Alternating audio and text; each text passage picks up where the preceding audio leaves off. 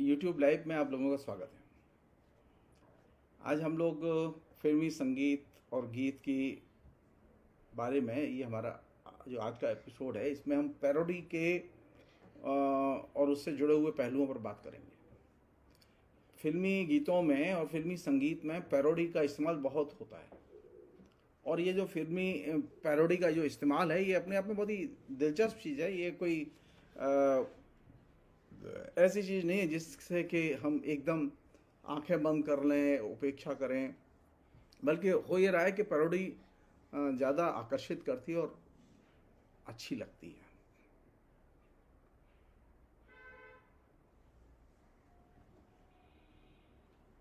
मैं उन लोगों में से नहीं हूँ जो पैरोडी को गंभीरता से नहीं लेते। पैरोडी को उसी तरह से गंभीरता से लिए जाना चाहिए जैसे ओरिजिनल चीज़ों को लिए लेते हैं हम लोग,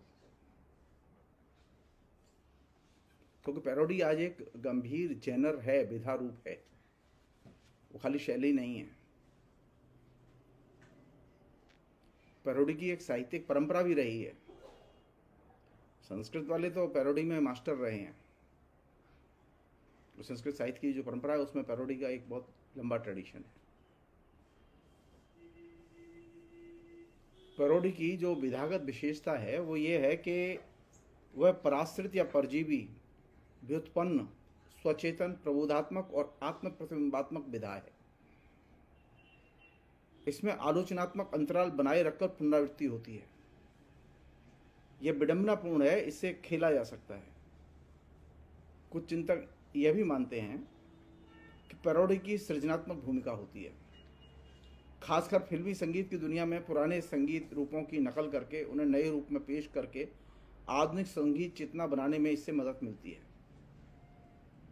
पैरोडी के द्वारा ही संगीत चेतना का रूपांतरण, समावेशन और गहराई में प्रवेश संभव हुआ है।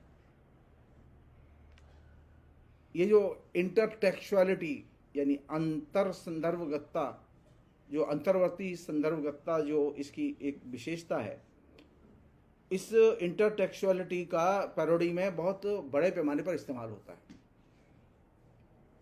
इसी के कारण यह नए को समाहित और पुनरुत्पादित करने में सफल हो जाती है। जो लोग पैरोडी के गाने चुनते हैं, लिखते समय पैरोडी का इस्तेमाल करते हैं, वे लोग नए को भी समाहित और समायोजित करते हैं।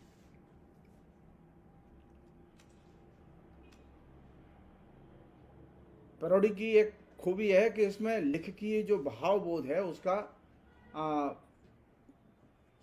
इच्छित दिशा में विकृतीकरण संभव है।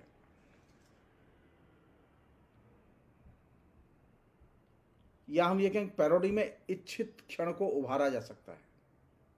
जिस क्षण को फिल्म के जिस क्षण को, जिस दृश्य को, जिस खास एंगल को आप उभारना चाहते हैं, वो पैरोडी में बहुत ही अच्छे ढंग से आप उसे उभार सकते हैं। पैरोडी की ब्यूटी यह है कि पैरोडी परंपरा से एकदम विच्छिन्न होती है। उसमें परंपरा का कोई अंश नहीं होता।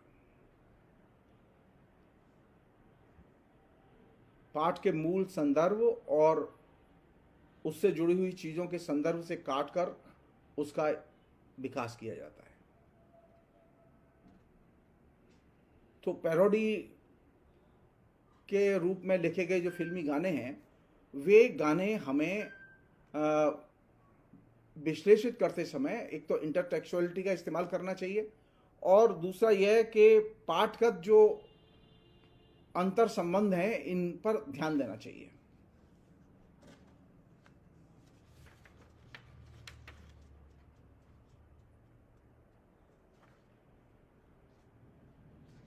पैरोडी में यह भी संभव है कि निष्क्रिय, वैविध्यपूर्ण एवं द्व्यर्थी प्रयोग किए जाएं। और हिंदी सिनेमा तो भरा पड़ा है, मराठी सिनेमा में तो द्व्यर्थी प्रयोगों का बहुत ही बड़े पैमाने पर इस्तेमाल होता रहा है। दादा कोंडके इसके आइडियल रहे हैं। पैरोडी को समझने का अर्थ है संप्रेषण की प्रक्रिया को समझना। हमारे यहाँ फिल्मी गीतों में कौन सा गीत पैरोडी है, ये तो अभी हमने डिस्कस ही नहीं किया है। हमारे अंतर वस्तु की व्याख्या होती है। तो ये पैरोडी का जो संदर्भगत उत्पादन है वह पाठ के साथ युग के संबंध को निश्चित बनाता है। जैसा कि मैंने आपसे शुरू में कहा था कि पैरोडी जो ओरिजिनल है उससे भी ज्यादा सुंदर होती है, क्योंकि इसमें वास्तविक समस्याओं और वास्तविक परिस्थितियों पर गंभीर वर्णन मिलता है और इसके पाठ की प्रस्तुति हमेशा प्रभावशाली होती है। इसका पाठ भी प्रभावशाली होता है।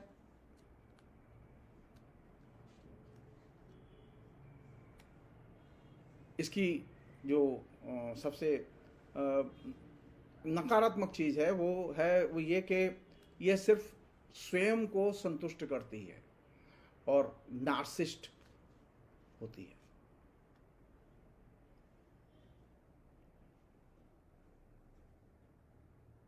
आज कोई भी चीज़ ऐसी नहीं है मास कल्चर में और खासतौर पर फिल्म इंडस्ट्री में और गीतों में जहाँ की पैरोडी की कल्पनाशीलता का और सृजनात्मकता का इस्तेमाल ना होता हो। इसलिए इस पैरोडी एज ए जेनर उसकी ताकत को हम लोग समझें। अभी तक हम लोग पैरोडी को एक स्टाइल के तौर पर लेते रहे। पैरोडी एक स्टाइल नहीं है बल्कि एक जेनर है। आम लोगों के दृष्टिकोण, संवेदनशीलता, मानवीय संबंधों, संस्कारों और मूल्यबोध, इनको निर्मित करने में पैरोडी की बहुत महत्वपूर्ण भूमिका होती है।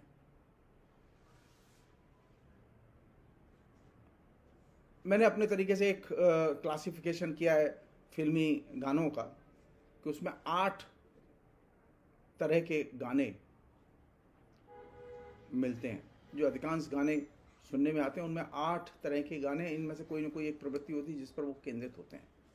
मसलन पहली प्रवृत्ति है उल्लास की, दूसरी प्रवृत्ति है प्रेम की, तीसरी प्रवृत्ति है एकता की, तीसरी प्रवृत्ति है सुंदर अतीत और सुंदर भविष्य की परिकल्पनाओं की, पांचवी जो प्रवृत्ति है वह प्रकृति वर्णन और सामाजिक भावनाओं की अभिव्यक्ति की, छठी प्रवृत्ति है जिसमें कि एब्सर्डिटी, अर्थहीनता बड़े पैमाने पर मिलती है, सातवीं प्रवृत्ति है जिसमें स्वपीड़न और परपीड़न ये दोनों मिलते हैं, और आठवीं प्रवृत्ति है धार्मिक आस्था की।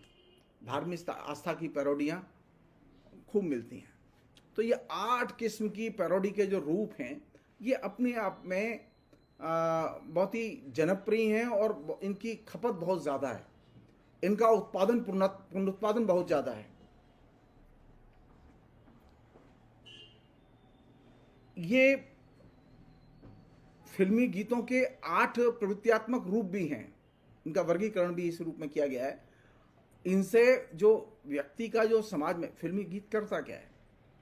फिल्मी गीत करता यह है कि जो सामाजिक अलगाव है व्यक्ति का, क्योंकि आज के दौर में सबसे ज़्यादा है, उस सामाजिक अलगाव को दूर करने का काम करता है।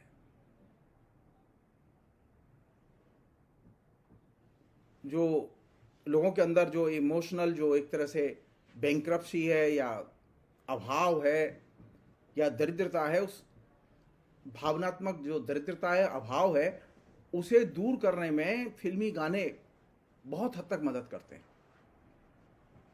और ये उसका एक सकारात्मक पक्ष है। खासतौर पर उन गानों में जिनमें उल्लास का तत्व सबसे ज्यादा होता है, वहां यह प्रवृत्ति बहुत पावरफुल ढंग से व्यक्त होती है।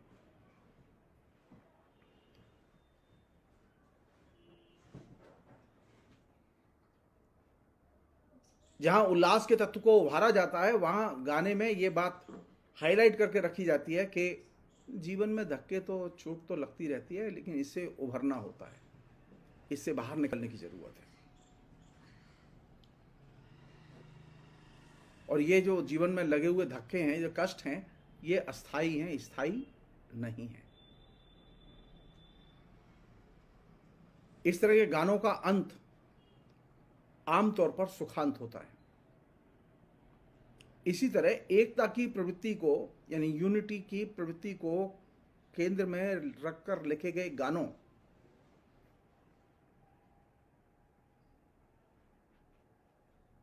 में राष्ट्रीय एकता मिलेगी, सामाजिक एकता मिलेगी, बंधुत्व मिलेगा, समानता मिलेगी। उल्लास और एकता की प्रकृति के गानों के बीच में जो चीज काम करती है, उनके कम्युनिकेशन के जरिए काम करती है, वह यह है कि वे जनता के मन को बहुत उद्वेलित करते हैं। अनेक शानदार गाने हैं जो कि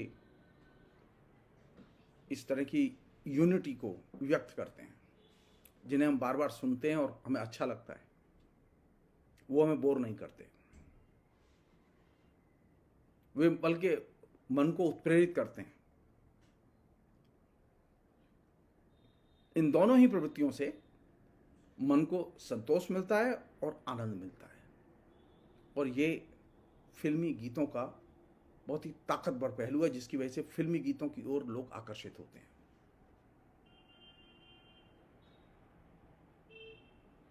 और ये चीज उल्लास और एकता, इन दो प्रवृत्तियों पर लिखे गए गानों में ये साफ तौर पर देखी जा सकती है।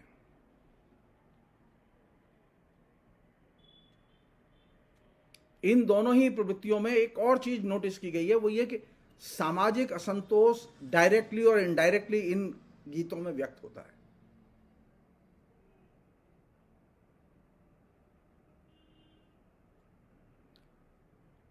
इसका जो सबसे नेगेटिव पक्ष है वो ये कि ये अपने ही हाथ से अपनी पीठ थपथपाने वाला काम भी है।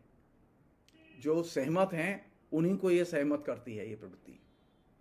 मसलन जो राष्ट्रीय एकता से सहमत नहीं है उनको ये गाने आकर्षित नहीं करते, बल्कि उन्हें खराब लगते हैं। जो धार्मिक सद्भाव को पसंद नहीं करते उनको ये गाने खराब लगते हैं। ये गाने किनको अच्छे लगते हैं? ये गाने उनको अच्छे लगते हैं जो धार्मिक सद्भाव को पसंद करते हैं। तो ये एक तरह से अपने ही हाथ से अपनी पीठ थपथपाने की कलात्मक कोशिश भी है।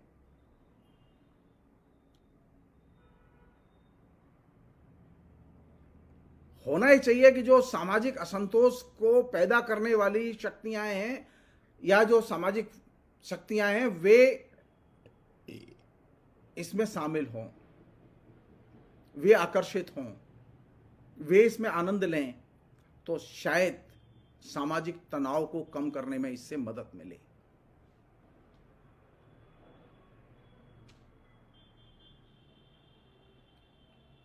चूंकि उल्लास और एकता के तत्व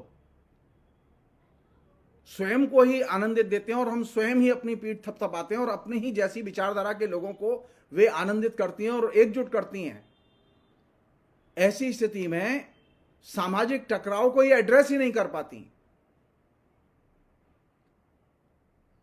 और जब ये गाने सामाजिक टकराव को एड्रेस नहीं कर पाते तो वैसी स्थिति में सामाजिक असंतोष और ज्यादा बढ़ता है। उल्लास और एकता के गाने जितने गाए गए उससे कायदे से होना चाहिए था कि सामाजिक उल्लास और सामाजिक एकता में इजाफा होना चाहिए था, लेकिन हुआ उल्टा। सामाजिक विघटन बढ़ा और सामाजिक असंतोष बढ़ा, राष्ट्रीय एकता विखंडित हुई। क्यों? क्योंकि जो उल्लास और एकता का जो तत्व है वह तत्व अपने ही हाथों अपनी पीठ थपथपाने वाला तत्व है। इससे जो सामाजिक असंतोष के कारक तत्व हैं उनको ये अपील नहीं करता, उन्हें शामिल नहीं करता, और इसके पास में कोई रास्ता भी नहीं है कि उन्हें शामिल कैसे किया जाए।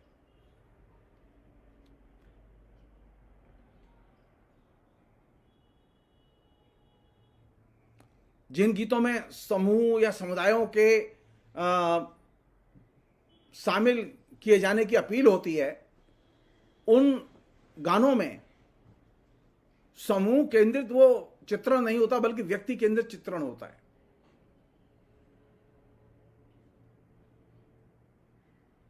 और व्यक्तियों में भी अभिजन व्यक्ति केंद्र में होता है, उसके जरिए चित्रण होता है। जबकि हम जानते हैं अच्छी तरह से अभिजन में ये क्षमता नहीं है, एलिट में ये क्षमता नहीं है कि वह सामाजिक एकीकरण को संभव बनाए।